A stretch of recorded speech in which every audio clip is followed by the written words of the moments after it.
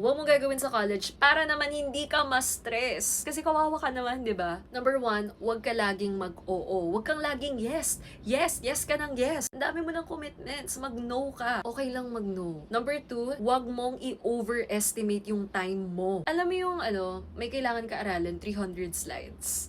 Binigay sa inyo 1 week or 2 weeks before. Pero aaralin mo, mamayang gabi lang. Like 1 night lang kailangan ko. Kaya ko yan. Oo. Tapos nung inaaral mo na, 3 hours na nakalipas, hindi mo pa rin natapos yung 300 slides na yun. Tapos hindi ka na nakatulog, kaaral. Doon ka na sa stress. Pag-unti na lang yung oras, pero ang dami mo pa rin gagawin. Kasi nga, hindi mo siya na-estimate ng tama. Na-overestimate mo yung time. Akala mo, masyadong maraming time ang isang gabi lang. Pero maikli lang yun, especially pag marami kang gagawin. May gagawin mo na agad. Huwag mo nang ipunin. Number 3, pinupuno mo lagi yung schedule mo. Parang, okay, ito yung klase mo, diba? Tapos, lahat na ng free times mo, lalagyan mo yan ng ganaps. Pero kasi sa college, ang daming hindi planadong ganap. So, kailangan, meron ka talagang mga spaces doon para makapagpahinga ka kasi hindi rin naman pwede na lagi ka na lang nag-work.